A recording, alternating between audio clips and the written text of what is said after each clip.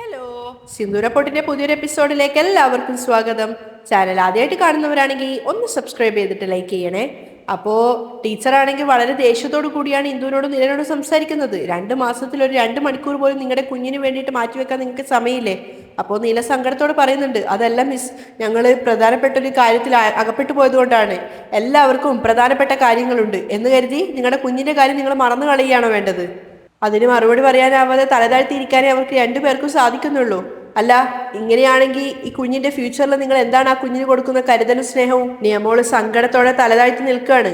മീറ്റിങ്ങിന് നിങ്ങളാണ് ഫസ്റ്റ് വരിക എന്ന് പറഞ്ഞ് എല്ലാ കുട്ടികളുടെയും പാരൻസിനെ മുന്നിൽ വെച്ചിട്ട് ആ കുഞ്ഞിന് ഫസ്റ്റ് കിട്ടിയതിന്റെ അംഗീകാരം നിങ്ങൾക്ക് മുൻപിൽ വെച്ചിട്ട് വാങ്ങിക്കണം എന്ന് കരുതിയിട്ട് അവൾ എത്ര സന്തോഷത്തോടെയാണ് ഉണ്ടായിരുന്നതെന്ന് നിങ്ങൾക്കറിയാമോ? പക്ഷേ നിങ്ങൾ ഒരേ ഒരു പാരന്റ് മാത്രമാണ്, ഒരു സ്റ്റുഡന്റ് പോലും ഇല്ലാത്തപ്പോൾ എല്ലാവരും പോയതിനു ശേഷം വന്നത്. മാഡം, നിങ്ങൾ പറയുന്നത് എനിക്ക് മനസ്സിലാവുന്നുണ്ട്. പക്ഷേ ഒരു തരത്തിലും വരാൻ പറ്റാത്ത രീതിയിൽ വലിയൊരു പ്രശ്നത്തിൽ അകപ്പെട്ടു പോയതുകൊണ്ടാണ്. നീലൻ ഇന്ദുവിനെ നോക്കിയാണ് സംസാരിക്കുന്നത്. അതുകൊണ്ട് തന്നെ മിസ്സും ഇന്ദുവിനെ ഒന്ന് നോക്കുന്നുണ്ടായിരുന്നു. അപ്പോൾ നീലൻ സങ്കടത്തോടെ പറയാണ്, നിയമോളുടെ പ്രോഗ്രസ് റിപ്പോർട്ട് വാങ്ങിക്കാൻ ഞങ്ങൾക്ക് ആഗ്രഹമില്ലാതിരിക്കുമോ? ഇപ്പോ ഇതിനെക്കുറിച്ച് നിങ്ങൾക്ക് 1000 എക്സ്ക്യൂസ് പറയാനുണ്ടാവാം. പക്ഷേ നിങ്ങളുടെ കുഞ്ഞിന്റെ ഏറ്റവും മനോഹരമായ ഒരു നിമിഷമാണ് നിങ്ങൾ ഇല്ലാതാക്കിയത് സർ. അത് ആ കുഞ്ഞിന് എത്രത്തോളം ഫീൽ ആയിട്ടുണ്ടാവുമെന്ന് നിങ്ങൾ തന്നെ ഒന്ന് ആലോചിച്ച് നോക്കൂ സർ. രണ്ടുപേരും നിയമോളെ നോക്കുമ്പോൾ അവൾ വിഷമത്തോടെ നിൽക്കുകയാണ്. എനിവേ, ഇതാ നിങ്ങളുടെ റിപ്പോർട്ട് കാർഡ് എന്ന് പറഞ്ഞിട്ട് നിയമോളുടെ കാർഡ് നീലനെ ഏൽപ്പിക്കുകയാണ്.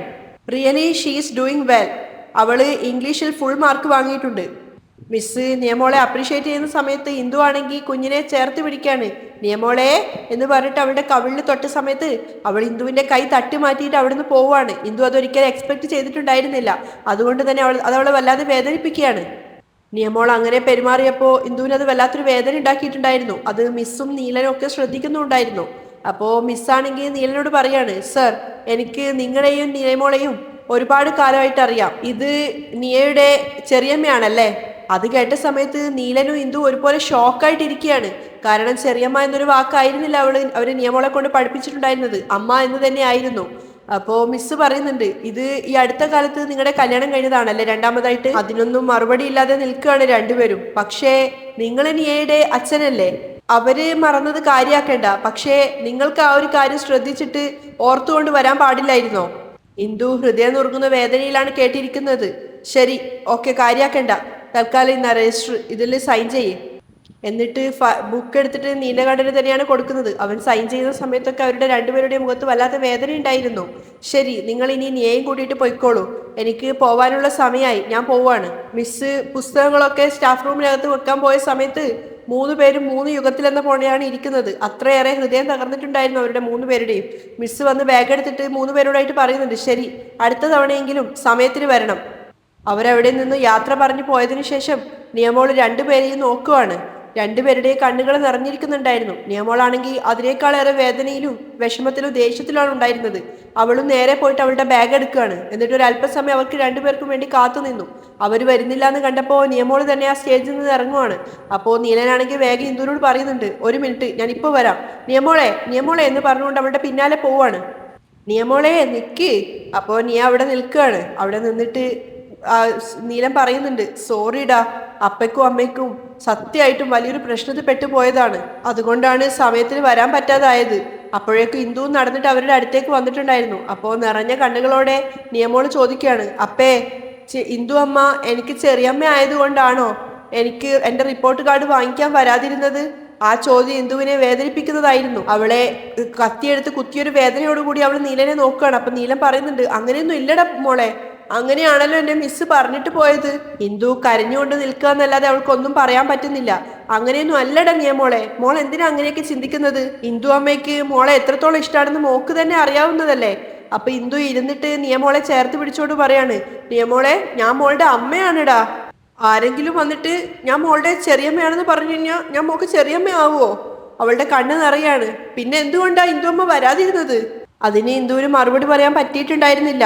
ഞാൻ എൻ്റെ ഫ്രണ്ട്സിന്റെ മുന്നിൽ വെച്ചിട്ട് നിങ്ങളുടെ 2 പേരുടെയും കൂടെ നിന്നുകൊണ്ട് റിപ്പോർട്ട് കാർഡ് വാങ്ങിക്കാന്ന് എത്ര സന്തോഷത്തോടെയാണ് നിന്നതെന്ന് അറിയാമോ? അതിന് മറുപടി പറയാനാവാതെ നിൽക്കാനേ ഇന്ദുവിന് സാധിക്കുന്നുണ്ടായിരുന്നുള്ളൂ. അവളെ ചുറ്റിലും നോക്കിക്കൊണ്ട് പറയാണ്, പക്ഷെ ഇപ്പൊ നോക്ക്, എൻ്റെ ഫ്രണ്ട്സ് എല്ലാവരും പോയി.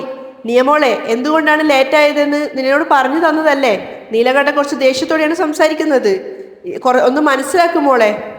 ഇന്ദു കരഞ്ഞുകൊണ്ട് വീണ്ടും വീണ്ടും മാപ്പ് ചോദിച്ചുകൊണ്ടേ ഇരിക്കുകയാണ്. സോറി സോറി, വാടാ വാ മോളെ എന്നൊക്കെ പറഞ്ഞെങ്കിലും നിയമോളുടെ മുഖത്ത് യാതൊരു ഭാവഭേദവും ഉണ്ടായിരുന്നില്ല. അവൾക്ക് ഇന്ദു അവളോട് ചെയ്ത തെറ്റ് ക്ഷമിക്കാൻ സാധിക്കുന്നുണ്ടായിരുന്നില്ല. നിയമോളെ എന്ന് വിളിച്ചപ്പോഴേക്കും അവൾ ഇന്ദുവിന്റെ കൈകൾ തട്ടിമാറ്റി അവിടെ നിന്നും പോവുകയാണ്. ഇന്ദു കരഞ്ഞുകൊണ്ട് എഴുന്നേറ്റപ്പോ നീലൻ അവളെ ആശ്വസിപ്പിക്കാൻ ശ്രമിക്കുകയാണ്. ഇന്ദു, ആ ടീച്ചർ ശരിക്കും ഒരു ലൂസാണ്. അല്ലെങ്കിൽ ബുദ്ധിയുള്ള ആരെങ്കിലും ഇങ്ങനെയൊക്കെ കുഞ്ഞിനെ മുന്നിൽ വെച്ച് സംസാരിക്കുമോ? അതുമാത്രമല്ലാതെ നിയമോൾ എൻ്റെ ചേച്ചിയുടെ മകളാണെന്നുള്ള കാര്യമൊന്നും അവർക്ക് ആർക്കും അറിയില്ല. ഞാൻ കൊണ്ടുവന്ന് ചേർത്തത് കാരണം നിയമോള് എൻ്റെ സ്വന്തം മകളാണെന്നാണ് അവരൊക്കെ കരുതിയിരിക്കുന്നത്. ഇന്ദു, ദയവ് ചെയ്ത് താനിത് ആലോചിച്ചിട്ട് വിഷമിക്കല്ലേ. അങ്ങനെയല്ല നീലേട്ടാ, തെറ്റ് എൻ്റെ ഭാഗത്ത് തന്നെയാണ്. ശരി, നീ ആദ്യം വാ, നമുക്ക് നിയമോളെ പോയി കാണാം. വാ ഇന്ദു എന്ന് പറഞ്ഞിട്ട് ഇന്ദുവിനെയും കൂട്ടിക്കൊണ്ട് നിയമോളുടെ അടുത്തേക്ക് പോവുകയാണ് നീലൻ. വീട്ടിലെത്തിയ സമയത്ത് രുക്മിണി അവിടെ ഹാളിൽ സോഫയിൽ ഇരിക്കുന്നുണ്ടായിരുന്നു. 3 പേര് ഒന്നിച്ചാണ് വന്നത്. വീട്ടിനകത്ത് എത്തിയപ്പോൾ തന്നെ നിയമോളോട് ബാഗിന് ചോദിക്കുകയാണ് ഇന്ദു. പക്ഷേ ഇന്ദുവിന് ബാഗ് കൊടുക്കാതെ നേരെ രുക്മിണിയുടെ അടുത്തേക്ക് പോവാണ് നിയമോള്. അത് ഇന്ദു വല്ലാതെ ഒന്ന് ഗിൽറ്റിയായി ഫീൽ ചെയ്യാണ്. അപ്പോൾ അത് മനസ്സിലാക്കിയിട്ട് നീലൻ അവളോട് പറയുന്നുണ്ട്, ഇന്ദു താൻ വല്ലാതെ ടെൻഷൻ ആവണ്ട, ഇതൊന്നും താൻ ഫീൽ ചെയ്യണ്ട. കുറച്ചു നേരം കഴിഞ്ഞാൽ ഇന്ദു അമ്മ എന്ന് വിളിച്ചുകൊണ്ട് നിയമോള് തന്നെ നിന്റെ അടുത്തേക്ക് വരും. രുക്മിണിയാണെങ്കിൽ അത് ശ്രദ്ധിച്ചിട്ടുണ്ടായിരുന്നില്ല. അതുകൊണ്ട് തന്നെ നിയമോള് വന്നപ്പോൾ ബാഗൊക്കെ വാങ്ങിക്കുകയാണ്. എന്നിട്ട് സ്നേഹത്തോടെ ചോദിക്കുന്നുണ്ട്, എൻ്റെ നിയമമൊക്കെ വിശക്കുന്നുണ്ടോ? അമ്മമ്മ പോയിട്ട് സ്നാക്സ് എടുത്തോണ്ട് വരട്ടെ. പക്ഷേ അതൊന്നും അറിയാത്തത് കൊണ്ട് രുക്മിണിയാണെങ്കിൽ കൊഞ്ചിച്ചുകൊണ്ടാണ് സംസാരിക്കുന്നത്. നിയമോളെ എന്ന് പറഞ്ഞിട്ട് അവരുടെ കൈ പിടിച്ച സമയത്ത് കൈ ദേഷ്യത്തോടെ വലിച്ചു മാറ്റുകയാണ് നിയമോള്. എന്നെ വിട് മുത്തശ്ശി, എനിക്കൊന്നും വേണ്ട. എന്നിട്ട് ദേഷ്യത്തോടെ അകത്തേക്ക് കയറി പോയി വാതിലടക്കുകയാണ്. അപ്പൊ രുക്മിണിയാണെങ്കിൽ ഒന്നും മനസ്സിലാവാതെ ഇന്ദുവിനോട് ചോദിക്കുന്നുണ്ട്, ഇന്ദു നിയമോക്ക് എന്താ മോളെ പറ്റിയത്? പിന്നിന്ന് നീലനും വിളിക്കുന്നുണ്ട്, നിയമോളെ വാതിൽ തുറക്ക്. ഇന്ദു വല്ലാത്തൊരു മാനസികാവസ്ഥയിലായിരുന്നു. അത് മനസ്സിലാക്കിയിട്ട് നീലം പറയുന്നുണ്ട്, അത് പ്രത്യേകിച്ചൊന്നുമില്ല അമ്മ, ഞങ്ങൾ ഇന്ന് സ്കൂളിൽ പാരന്റ്സ് മീറ്റിങ്ങിന് കുറച്ച് ലേറ്റായിട്ടാണ് പോയത്. ഓ അതായിരുന്നോ? ആ അത് ശരി തന്നെയാണ്. ഇപ്പോഴൊക്കെ ചെറിയ ചെറിയ പ്രശ്നമാണെങ്കിൽ പോലും നിങ്ങളുടെ മൂക്കിന് മേലെയാണ് ദേഷ്യമുള്ളത്. നീലം പുഞ്ചിരിച്ചുകൊണ്ട് കേട്ടു നിൽക്കുകയാണ്. ആ അന്ന് തന്നെ ലഞ്ച് ബോക്സിൽ എന്നോട് 2 ചപ്പാത്തി വെച്ചാൽ മതിയെന്ന് പറഞ്ഞു. ഞാനാണെങ്കിൽ വിശന്ന എന്ത് ചെയ്യുന്നു കരുതിയിട്ട് 3 ചപ്പാത്തി വെച്ചു. അന്ന് തിരിച്ച് വീട്ടിൽ വന്നപ്പോ എന്നോട് ദേഷ്യത്തോടെയാണ് സംസാരിച്ചത്. ഇന്ദുവിന്റെ മുഖത്ത് ആകെ ഒരു സ്പെല്ലിംഗ് മിസ്റ്റേക്ക് രുക്മിണിക്ക് തോന്നുന്നുണ്ടായിരുന്നു. അല്ല, രാവിലെ ഇവിടെ നിന്ന് പോകുന്ന സമയത്ത് ഇന്ദു ആണെങ്കിൽ 12 മണിക്ക് നിയമോളുടെ സ്കൂളിൽ പാരന്റ്സ് മീറ്റിംഗ് ഉണ്ടെന്ന് പറഞ്ഞിട്ടുണ്ടായിരുന്നല്ലോ. എന്താ മോളെ, നീ സമയത്തിന് പോവാൻ പറ്റിയില്ലേ? ഇല്ലമ്മ, എനിക്ക് വേറൊരു പ്രശ്നത്തിൽ പെട്ടുപോയി. പണം നഷ്ടപ്പെട്ടതൊന്നും അവർ രുക്മിണിയെ അറിയിക്കുന്നില്ല. പക്ഷേ ഇന്ദു പറഞ്ഞത് കേട്ടപ്പോൾ പ്രശ്നം അത്യാവശ്യം ഗുരുതരമുള്ളതായിട്ടാണ് രുക്മിണിക്ക് തോന്നുന്നത്. മാത്രമല്ല അവളുടെ മുഖത്തും ആ ഒരു ടെൻഷനും വിഷമവും ഉണ്ടായിരുന്നു. എന്താ ഇന്ദു, എന്തെങ്കിലും പ്രശ്നം സംഭവിച്ചോ? ഇല്ല അമ്മ, അതൊന്നും വലിയ കാര്യമൊന്നുമില്ല അമ്മ, അത് വിട്ടേക്ക്. അപ്പൊ രുക്മിണി ചോദിക്കുകയാണ്, EMI ഇന്ന് ലാസ്റ്റ് ദിവസമാണ്, അതിന്റെ പണം അടിച്ചോ മോള്? ഇല്ലെങ്കിൽ എന്തെങ്കിലും പ്രശ്നം കാരണം അത് മറന്നുപോയോ? അപ്പോ ഇന്ദുവിന്റെ മുഖത്താകെ ടെൻഷൻ നിറയാണ്. ഇന്ദു നിന്നോടാ ചോദിച്ചത് EMI അടച്ചിട്ടുണ്ടായിരുന്നോന്ന്. അമ്മ അത് പിന്നെ എന്നിന്ദു പറഞ്ഞപ്പോഴേക്കും നീലകണ്ഠൻ പെട്ടെന്ന് തന്നെ പറയാണ്, ആ അതടച്ചു അമ്മ. അപ്പോഴേക്കും രാധികയും വന്ന് ഒളിഞ്ഞു നിന്ന് കേൾക്കുന്നുണ്ടായിരുന്നു. ഓ അവിടെയാണോ നിങ്ങൾക്ക് നേരം വൈകിയത്? അല്ലെങ്കിൽ തന്നെ ബാങ്കിൽ പോയി കഴിഞ്ഞാൽ എപ്പോഴും ഒരുപാട് സമയം അങ്ങനെ പോവും. ചിരിച്ചുകൊണ്ടാണ് രുക്മിണി സംസാരിക്കുന്നത്. രുക്മിണിയെ കാര്യം അറിയിച്ചിട്ട് ടെൻഷൻ ആക്കണ്ടെന്ന് കരുതിയിട്ടാണ് നീലകണ്ഠൻ അങ്ങനെ സംസാരിച്ചത്. പക്ഷെ ഇന്ദുവിന്റെ മുഖത്ത് അപ്പോഴും ഒരു വെപ്രാളം ഉണ്ടായിരുന്നു. ആ സമയത്ത് രാധിക ചിന്തിക്കുകയാണ്, ആര് ഇവൾ EMI അടക്കാനോ? നന്നായിട്ട് അടച്ചത് തന്നെ. പണം നഷ്ടപ്പെട്ടിട്ട് ഇങ്ങനെ പരിതാപകരമായിട്ട് വന്ന് നിൽക്കുന്നത് കാണുന്നില്ലേ? നാളെ ബാങ്കിൽ നിന്ന് ആളുകൾ ഇങ്ങോട്ടേക്ക് വന്നു കഴിഞ്ഞാൽ നിങ്ങൾ അറിഞ്ഞോളും. ഈ വീടുണ്ടായിരുന്നത് കൊണ്ടായിരുന്നല്ലോ നിനക്ക് ഇത്രയും അഹങ്കാരം. ഈ വീടാണ് എൻ്റെ മാമിക്ക് പോലും നിന്നോടുള്ള ഇഷ്ടം കൂടാൻ കാരണം. അതുകൊണ്ട് ആദ്യം വീട് ഞാൻ നിന്റെ അടുക്കൽ തട്ടിയെടുക്കും. പിന്നീട് എൻ്റെ മാമിക്ക് പോലും നിന്നോട് ദേഷ്യം വന്നോളൂ. പിന്നീട് ഞാൻ നിനക്ക് തരുന്ന ഓരോ ടോർച്ചറും കാരണം നീ തന്നെ ഇവരെ ഒഴിവാക്കിയിട്ട് പോകുന്നത് ഞാൻ നിനക്ക് കാണിച്ചു തരാം. രാധിക ശരിക്കും ഒരു സ്വപ്ന ലോകത്ത് സന്തോഷത്തോടെ നിൽക്കുകയാണ്. പെട്ടെന്ന് വാസന്തി പിന്നിൽ വന്നിട്ട് അവളെ തൊട്ടപ്പോൾ അവൾ ഞെട്ടിപ്പോയിട്ടുണ്ടായിരുന്നു. ഇതെന്താടി രാവിലെ നിന്നിട്ട് പകൽ സ്വപ്നം കണ്ടുകൊണ്ടിരിക്കുന്നത്? ഓ അതെന്താന്ന് വെച്ചാ ഒന്നുമില്ല, വെറുതെയാ. രാധിക ഇങ്ങനെ വീണെടുത്ത് കിടന്ന് ഉരുളുകയാണ്. അപ്പോ വാസന്തിക്കാണെങ്കിൽ കാര്യം മനസ്സിലായി, രാധിക എന്തോ മറച്ചു വെക്കാൻ ശ്രമിക്കുന്നുണ്ടെന്ന്. നിന്നെ പറ്റി എനിക്ക് അറിയാതെയാണോ? നിന്റെ മുഖം കണ്ടാൽ തന്നെ അറിയാം നീ എന്തോ ചെയ്തു വെച്ചിട്ടുണ്ടെന്ന്. അയ്യോ മാമി, അങ്ങനെയൊന്നും ഇല്ലെന്നേ. പിന്നെ ഇത് ഞാൻ വിശ്വസിക്കണം അല്ലേ? കോഴി മുട്ടയിട്ട് കഴിഞ്ഞാൽ അത് തന്നെ കൂവിയിട്ട് കാണിച്ചു തരും അത് മുട്ടയിട്ടിട്ടുണ്ടെന്ന്. അതുകൊണ്ട് നീ തന്നെ നിന്റെ വായ കൊണ്ട് പറയുന്നത് വരെ ഞാൻ കാത്തിരുന്നോളാം, നീ നോക്കിക്കോ. ആ സമയത്ത് രുക്മിണിയാണെങ്കിൽ അവരോട് രണ്ടുപേരോട് ചോദിക്കണം, നിങ്ങൾ രണ്ടുപേരും വെയിലത്തൊന്നും വരികയല്ലേ, എന്തെങ്കിലും കുടിക്കാനുള്ളത് എടുത്തിട്ട് വരട്ടെ? ഇല്ലമ്മ, എനിക്കൊന്നും വേണ്ട. ഇന്ദു നിനക്കെന്തെങ്കിലും എടുത്തിട്ട് വരട്ടെ? വേണ്ട അമ്മ, നിയമോൾ എന്നോട് സംസാരിക്കാതെ പോയത് കൊണ്ട് തന്നെ എനിക്ക് എന്തോ ഒരു വിഷമാവുകയാണ്. ഞാൻ പോയി അവളെ സമാധാനിപ്പിക്കട്ടെ അമ്മ എന്ന് പറഞ്ഞിട്ട് മുറിയിലേക്ക് കയറി പോവാണ് ഇന്ദു. നീലനാണെങ്കിൽ അവളുടെ അവസ്ഥ ഓർത്ത് വല്ലാത്ത വിഷമം തോന്നുന്നുണ്ടായിരുന്നു. രാത്രിയായപ്പോ നിയമോൾക്ക് മുടിയൊക്കെ കെട്ടിക്കൊടുക്കുകയാണ് രുക്മിണി. ആ സമയത്ത് കുഞ്ഞിനോട് ചെറിയ ചെറിയ കാര്യങ്ങളൊക്കെ ചോദിക്കുകയാണ്. നിയമോൾക്ക് ഇന്ന് സ്കൂൾ എങ്ങനെ ഉണ്ടായിരുന്നു? അത് മാത്രം ചോദിക്കല്ലേ മുത്തശ്ശി, അമ്മ നേരത്തെ വരുമെന്നും പ്രോഗ്രസ് റിപ്പോർട്ട് വാങ്ങിച്ച് മിസ്സിനെ കണ്ടതിന് ശേഷം എത്രയും പെട്ടെന്ന് സ്കൂളിൽ നിന്ന് പോവാന്നൊക്കെ എത്ര ആഗ്രഹത്തോടെ ഞാൻ വിചാരിച്ചിരുന്നതാണെന്ന് അറിയാമോ? പക്ഷേ അമ്മ വന്നതേയില്ല. അവളുടെ സംസാരത്തിൽ അത്രയും വിഷമം ഉണ്ടായിരുന്നു. അപ്പൊ രുക്മിണി അവളെ ആശ്വസിപ്പിക്കുകയാണ്. ശരി, അത് വിടുമോളെ, ഇന്ദു അമ്മയെ പറ്റിയിട്ട് മോക്ക് അറിയാവുന്നതല്ലേ. ഇന്ദു മനഃപൂർവ്വം വരാത്തതാണെന്നാണോ മോള് കരുതുന്നത്? എന്തെങ്കിലും പ്രധാനപ്പെട്ട കാര്യം ഉണ്ടായിട്ടുണ്ടാവും. അപ്പോഴേക്കും ഇന്ദു അങ്ങോട്ടേക്ക് വന്നിട്ടുണ്ടായിരുന്നു. ഇന്ദു അവർക്കിടയിൽ കടന്നു ചെല്ലാതെ അവിടെ നിൽക്കുകയാണ്. വാ ഇന്ദു, ഇവിടെ ഇരിക്ക്, നീ എന്താ അവിടെ നിൽക്കുന്നത്? ഇപ്പോഴാണ് സ്കൂളിൽ എന്തൊക്കെയാ സംഭവിച്ചതെന്നൊക്കെ ഞാൻ നിയമോളോട് വിശേഷങ്ങൾ ചോദിച്ചുകൊണ്ടിരുന്നത്. നീ വിഷമിക്കൊന്നും വേണ്ട. നീ പോവാത്തത് കാരണം നിയമോൾക്ക് ചെറുതായിട്ടൊരു വിഷമമുണ്ട്. അതാണ് നിയമോൾ നിന്നോട് മിണ്ടാത്തത്. എന്നിട്ടും അവർ തമ്മിൽ സംസാരിക്കാൻ വേണ്ടിയിട്ട് രുക്മിണി മാക്സിമം ശ്രമിച്ചുകൊണ്ടേ ഇരിക്കുകയാണ്. അല്ല, നിയമോളുടെ മിസ് എന്താ ഇന്ദു പറഞ്ഞത്? നിയമോള് നന്നായിട്ട് പഠിക്കുന്നു പറഞ്ഞോ? ആ, നന്നായിട്ട് പഠിക്കുന്നു പറഞ്ഞു. അവള് പഴയതുപോലെ കുസൃതിയൊന്നും കാണിക്കാറില്ലെന്നും ഒരുപാട് മാറിയെന്നും ഒക്കെ മിസ് പറഞ്ഞു. അല്ലേലും നിയമോള് സൂപ്പർ അല്ലേ? നോക്ക്, മുത്തശ്ശിയുടെ വാക്ക് കേട്ടിട്ട് ഇപ്പൊ നിയമോള് നല്ല അടിപൊളി കുട്ടിയായിരിക്കുക എന്നൊക്കെ പറഞ്ഞിട്ട് മുത്തശ്ശി നിയമോൾക്ക് ഉമ്മ കൊടുക്കുവാണ്. പക്ഷേ നിയമോള് വലിയ താല്പര്യമൊന്നും ഇല്ലാത്ത മട്ടിൽ സങ്കടത്തോടെ തന്നെയാണ് നിൽക്കുന്നത്. ആ സമയത്ത് ഇന്ദു രുക്മിണിയോട് ചോദിക്കുകയാണ്, അമ്മ, ഞാന് നിയമോളോട് തനിച്ച് കുറച്ച് സംസാരിച്ചോട്ടെ? അപ്പോ രുക്മിണി പറയുന്നുണ്ട്, ഏയ്, നീ നിന്റെ മോളോട് സംസാരിക്കാൻ എന്നോട് എന്തിനാ അനുവാദം ചോദിക്കുന്നത്? അന്ന് നിങ്ങൾ എല്ലാവരും വയനാട്ടിൽ പോയ സമയത്ത് എൻ്റെ അടുത്ത് കുറച്ചൊന്ന് ഒട്ടിയെന്നേ ഉള്ളൂ. അല്ലാതെ നോക്കുകയാണെങ്കിൽ മേഡം ഇപ്പോ നിന്നോടുള്ള ദേഷ്യം കൊണ്ട് എൻ്റെ അടുത്ത് വന്ന് നിൽക്കുന്നേ ഉള്ളൂ. ഇല്ലെന്ന് വെച്ചോ, അവള് നിന്നെ വിട്ടിട്ട് എൻ്റെ അടുത്തേക്ക് പോലും വരില്ല. അപ്പോ ഇന്ദു ആണെങ്കിൽ നിയമോളോട് പറയാണ്, നിയമോളെ, അമ്മയുടെ അടുത്തേക്കൊന്ന് വാടാ. പക്ഷേ നിയമോൾ ഇന്ദുവിനെ നോക്കുന്ന പോലുമില്ല. അവളുടെ ആ ഒരു ഭാവഭേദം അവരെ രണ്ടുപേരെയും ചെറുതായിട്ടൊന്ന് വിഷമിപ്പിച്ചിട്ടുണ്ടായിരുന്നു. എന്നിട്ട് രുക്മിണി ഇന്ദുവിന് വേണ്ടി സംസാരിക്കുകയാണ്. നിയമോളെ, മോക്ക് അമ്മയുടെ എന്താ ഇത്ര വലിയ ദേഷ്യം?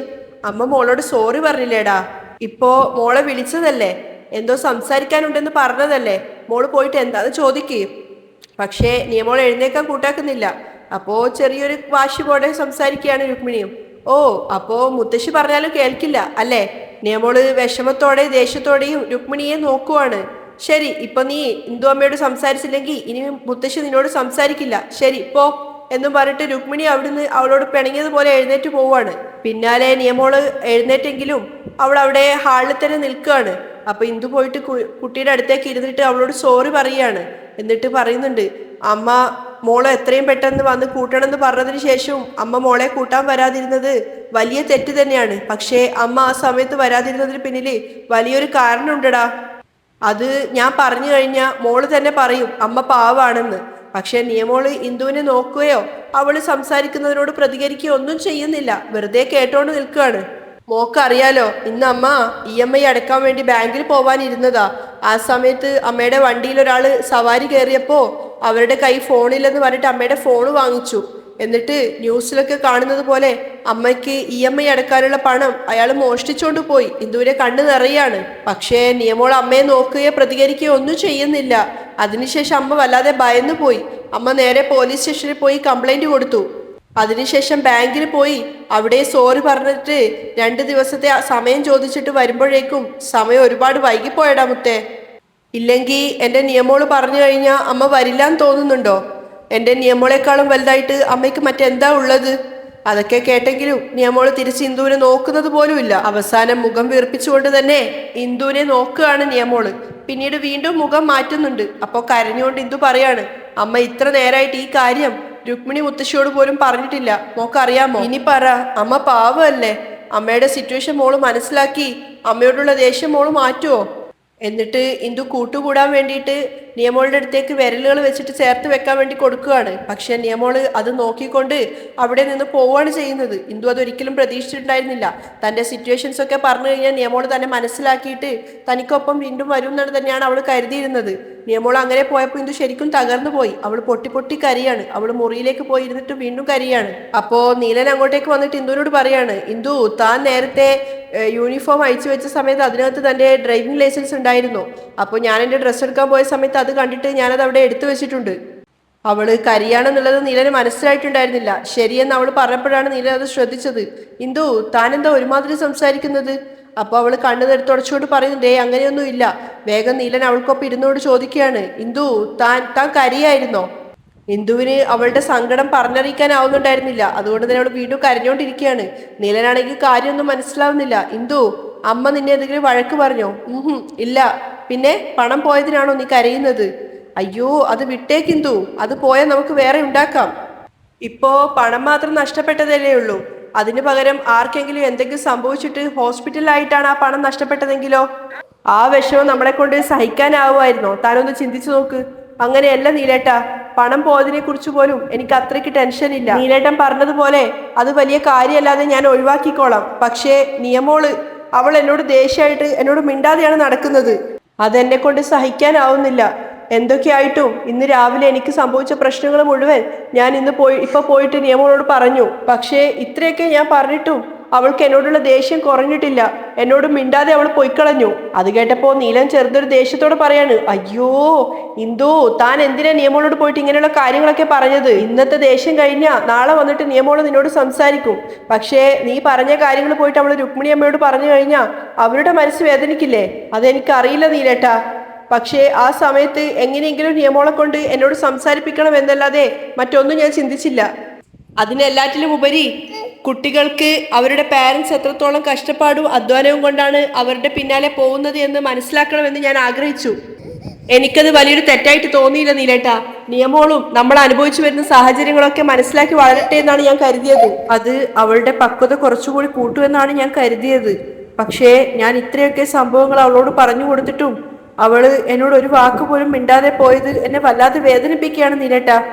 ഇന്ദു, താൻ അത് തന്നെ ചിന്തിച്ചുകൊണ്ട് നിൽക്കാതെ നാളെ രാവിലെ നോക്കിക്കോ, അവളുടെ ദേഷ്യമൊക്കെ മാറി അവള് തന്നെ ഇങ്ങോട്ടേക്ക് വന്നിട്ട് ഇന്ദു അമ്മ എന്ന് പറഞ്ഞ് തന്നെ കെട്ടിപ്പിടിക്കും. ഒരു ദിവസമല്ല നീലേട്ടാ, ഒരു നിമിഷം പോലും എന്നെ കൊണ്ട് ഇതൊന്നും സഹിക്കാനാവുന്നില്ല. അവൾ പൊട്ടിക്കരയാണ്. അവിടെയാണ് ഇന്നത്തെ എപ്പിസോഡ് വൈൻഡപ്പ് ചെയ്യുന്നത്.